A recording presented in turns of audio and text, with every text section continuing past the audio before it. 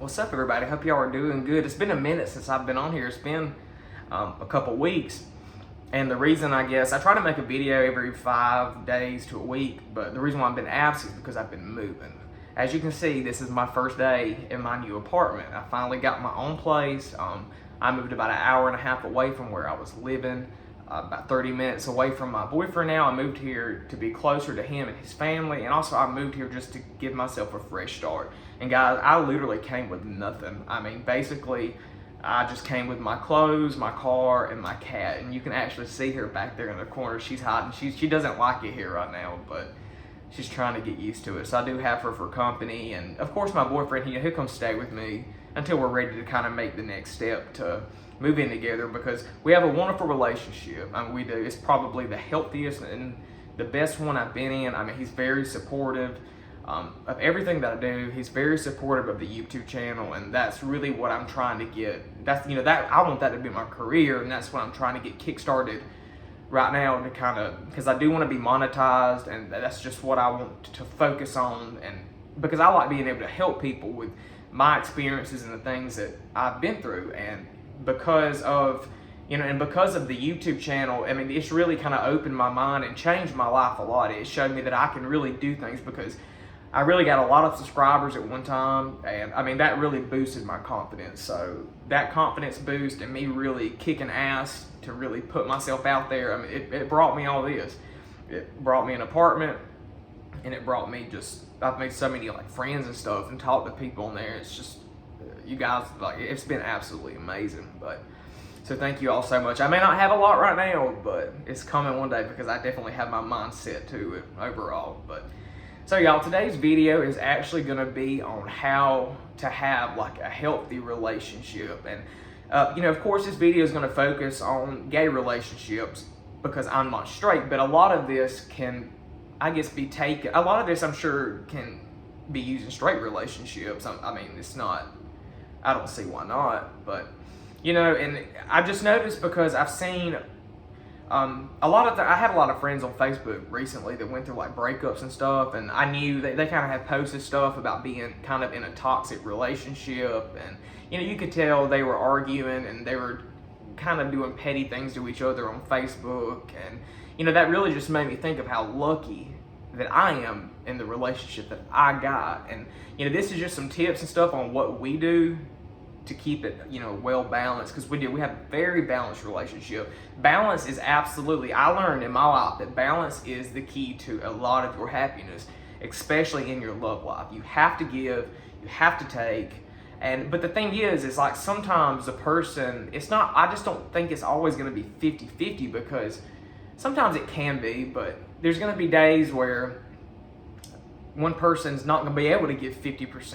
They've had a bad day, they don't feel good, and that's when you step up and take, say you take 80% of it, because that's what me and Josh do. Is some days he's down, some days I'm down, and we both step up to the plate and kind of help lift each other up. And we're very much self-aware of the things we say and do to each other. And I really feel like that's a big key, is self-awareness, because when you are self-aware, you think about things that you're going to say. You notice traits in yourself that you need to work on. You think of things before you do them. And we all mess up. Sometimes I say stuff, do stuff that I shouldn't have done because I didn't think about it. Yes, I do get angry sometimes. Yes, we argue. We don't argue a lot, really. I mean, we'll get more irritated with each other, but it lasts 5 minutes, and then we make jokes about it the next day, and it's wonderful. And that's another thing, to have a healthy relationship, I believe, is not to take things so seriously. Of course, there are things that you need to take seriously, of course, overall. That's in any relationship. But, pick and choose your battles.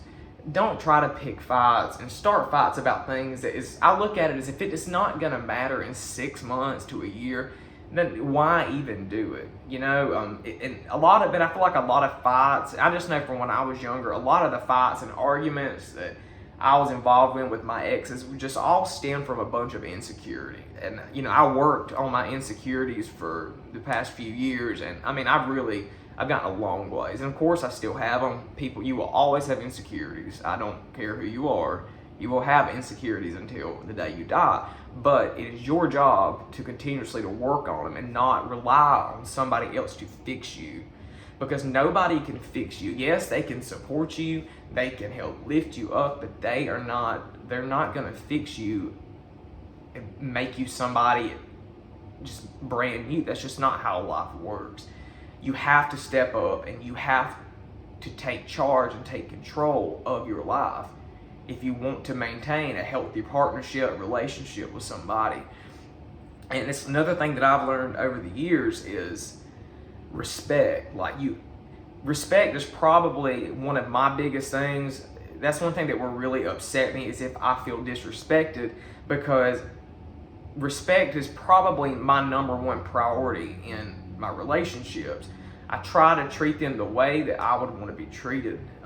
With everything I do, of course, I falter sometimes, I mess up, but I can swallow my pride and I can apologize. And that's one thing, y'all, I also think is very important, is to swallow your pride. Pride gets you nowhere at all, especially in your love life, because when you say you get into an argument or something, and even if it was your fault, if you are not man enough to stand up and say, I'm sorry for my actions, I mean, that right there, guys, that's not going to bring you anything good.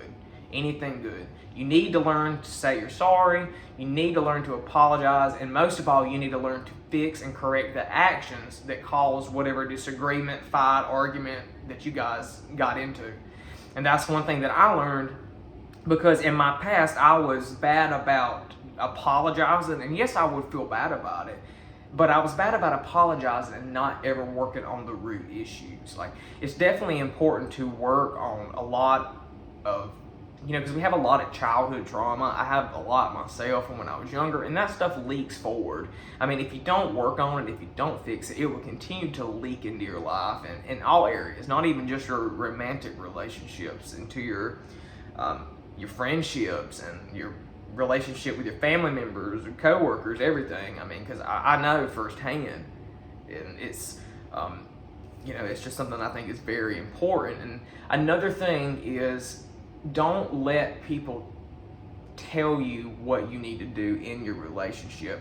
I definitely think privacy is very important. I do understand, however, if you come across an issue and you don't quite know what to do about it, and you kind of confide in a friend or a family member, that I do understand. But being petty and going behind your partner's back and just talking mad shit about them, that right there that's not going to get you anywhere either, because you have to look at it this way. You may talk bad about them, but what if they find out? How is that going to help your relationship? It's not. You need to make sure that when you go to people and when you do share information about your relationships, you need to make sure you do it in a respectful way, and you really need to think about what you're going to tell the person, and of course, take their advice. Ask their advice, take their advice, see what they would do. But at the end of the day, it is up to you, and between you and your partner, to make the decisions of what you guys need to do. Some people will say, oh, you're rushing it too fast. Or some people say, oh, you guys are going so slow. Are y'all ever going to get married? And I've seen both sides. And guys, don't listen to people like that, because I used to be bad about that. I would be bad about, they would be like, oh, you're rushing into it. But, there really is no time frame for love. And I know that because my parents have been together for 37 years. My mom and dad married when my mom she had just turned 18. It was like 6 days after. And they have been together ever since. They have me and my brother. Now they have 2 grandchildren. My brother, he's a dad. And they had a wonderful relationship growing up. And I think also, I was exposed. I was never in a broken family as far as divorce goes. So I never experienced that as a child. Yes, I went through a divorce. I experienced it firsthand, but I didn't see that growing up. And so I think that's why the divorce that I went to really traumatized me a lot, and it really upset me, because I didn't see that growing up. My parents didn't fight a lot growing up. I never, not one time, ever heard my dad speak to my mom in just a very bad way. Yes, they had their moments. They would get aggravated and irritated with each other, but they never drug it out. There was never any violence. There was not any drug abuse or anything like that I grew up around. So I had a good example of what it means to have a healthy marriage. And so that's always what I looked for. And I went down a bad path when I was about 17. I got involved with drugs and just involved with the wrong people. Made a lot of bad choices. My home life at the time was awful. I mean, you guys, my coming out story, I mean, it was a disaster. I went through hell and back with all that, and it really just altered the way I thought about stuff. I mean, it did. I was not in my right mind. Somebody that young dealing with as much trauma as I was going through, I just did not make good decisions. And I look back now and I realize that there's a lot of decisions that I made that I truly wish I could go back and fix, but I can't. So all I can do basically is just to move forward. And now that I'm in a good place in my life, I've been taking examples. Even my grandparents, y'all, they were together from teenagers up until they died. And so I've seen nothing but long-lasting relationships. And I really, now that I've gotten older, I really look at those and I notice and pick out things that they do that has helped them last a long time. And I've noticed also, yes, they spend time together, but also I feel like space is definitely a healthy part of a relationship. We all need space. I recharge that way. I recharge by getting alone time. But even when me and Josh are together, I mean, there will be times we'll be like riding in the car or sitting in the bedroom or something. We're not even talking. We're just doing our own thing. And, I recharge that way as well, like just having some kind of mental, just quiet, alone time. And so I definitely think that you need to maintain your own sort of life outside of the relationship. Like I said, balance is key. Like, don't just forget about your relationship and go live your life, without them and putting them on the back burner. And also don't be so involved and codependent on your partner that you forget about the thing that you like to do and your hobbies and things that you want to accomplish. It's like with me with the YouTube channel. I mean, Josh has been absolutely so supportive. I mean, he loves me a lot. That's all I can say, because anything that I want to do, I mean, he will give me his opinion in a second. I ask him his advice, but he always tells me to do what I need to do for myself and to put myself first in making decisions for my life, and he will always be there to support me. And I think supporting your partner in a loving way is also another key ingredient to having a healthy relationship. Yes, your partner may do things, they may have hobbies you don't like. They may have hobbies deep down you may think they are stupid, and you may just think they are just dumb and a waste of time. But you have to understand they are a separate person from you. They come, we all have different backgrounds, we all have different likes and interests. And so that's one thing that you need to understand, is that your partner is a separate person from you. They have their own identity. They are not your clone. Like, they are not like your little shadow or whatever that needs to follow you around everywhere. You have to remember that we are, our own people. And that's one thing that I learned to grow. I mean, as I grew up, I got in some codependent relationships real bad when I was in my early 20s, just immature, didn't know any better, and they just didn't work out. They did not work out. They were not healthy. We just never gave each other space, and we never really, we said we loved each other, but we never really supported each other in what we all wanted to do. I mean, what each of us wanted to do. Like, we wanted us to be exactly the same almost. And, I look back and it's like, that's just nuts to me. And I'm so glad I'm not like that anymore. I definitely grew up a lot. And guys, so that's really what I wanted to talk about today, just from the simple fact that, I finally have moved down here, to be with the person that I love. And those are just a lot of the things and a lot of mainly the key things that me and Josh do together to have what we have, because it's beautiful, it's wonderful. He has 3 daughters that I absolutely love, and so when the day comes that me and him get married, I will be a stepdad, and that is just like the biggest joy to me, because I've always wanted to be a dad. I've always had that in me to be a dad.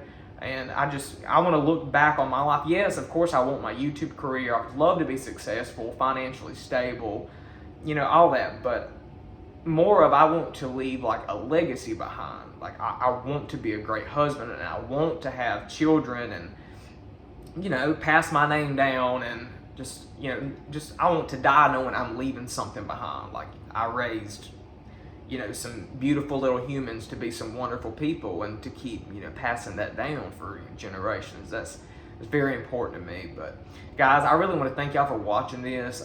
It's been a wild 2 weeks. It's been wonderful. It feels nice to finally be down here, and I really hope y'all found this video pretty helpful. I've been thinking about what I wanted to talk about for the past few days, and this kind of just really clicked in my brain to do this. So guys, thanks for watching. Y'all can subscribe, and I will see you next week. Bye guys.